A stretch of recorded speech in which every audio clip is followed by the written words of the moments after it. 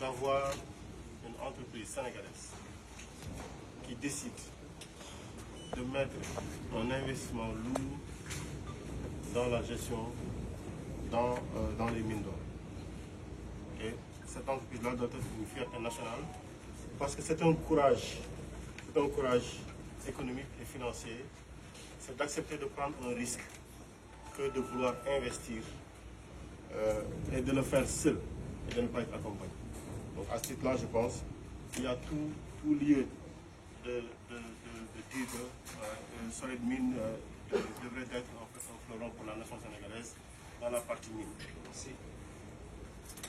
Cependant, les préoccupations que nous avons partout et dans le domaine, c'est des préoccupations pour lesquelles on ne regarde pas l'interlocuteur. Qu'il soit de nationalité étrangère ou sénégalaise, l'employé sénégalais doit travailler dans des conditions qui lui permettent le soir de pouvoir rentrer chez lui et d'être fier de ce qu'il a exécuté.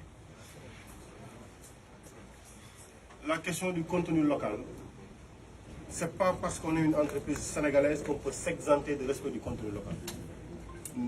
Vous êtes tous assujettis à ces préoccupations-là. La question de la préservation de l'environnement, nous sommes tous assujettis à ces obligations-là, on devra les respecter.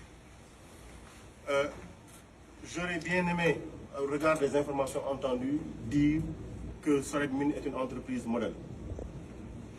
Mais vous entendez l'inspection du travail, le régional des mines, l'ITIE, l'environnement, tous ont des contentieux ouverts sur un manque de respect notoire par rapport à l'autorité qui est investie du mandat de l'État dans leur secteur d'activité. Pas de réponse, pas de respect des obligations. Ça, je dis tout de suite, nous le déplorons absolument et nous marquons ça comme un point d'attention sur lequel les lignes doivent bouger. Et je précise, on ne va pas durer, parce qu'après ce qu'on dira, les conclusions qu'on en fera, on les fera ailleurs. Mais prenez les dispositions utiles pour être en conformité avec les prescriptions de la loi sur toute la chaîne de vos obligations.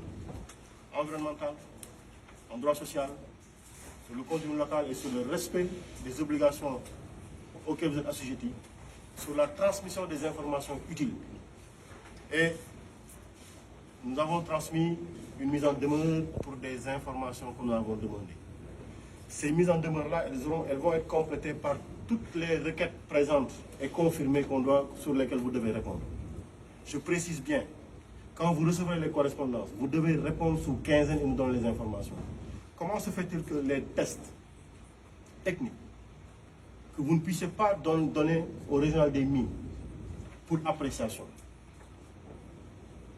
Comment est-ce possible? Donc vous êtes à peu près dans une zone où personne ne parle, on n'a aucune information. Ce n'est pas possible. Et ça, je ne le dis pas à l'endroit de Solid Mine, je le dis à l'endroit de toutes les entreprises minières qui devront aujourd'hui et maintenant se mettre aux normes et respecter toutes leurs obligations. Et nous sommes là pour cela.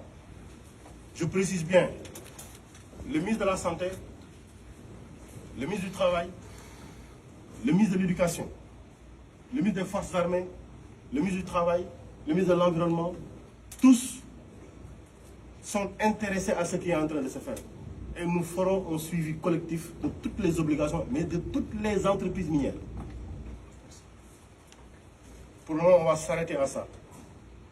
On va s'arrêter à ça, mais sachez-le, vous avez un rappel à l'ordre. Vous avez un rappel à l'ordre. Et croyez-nous, Monsieur le Président de la République, comme Monsieur le Premier ministre, sont tout à fait déterminés à ce que les prescriptions de la loi soient respectées. Et s'il fallait prendre des mesures définitives, on les prendra. Parce que les mines, l'or, tout le monde en a besoin.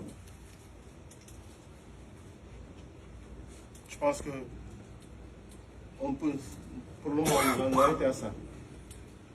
Et après, de manière très administrative, faire le suivi du reste et voir quelles rectifications ils sont faites.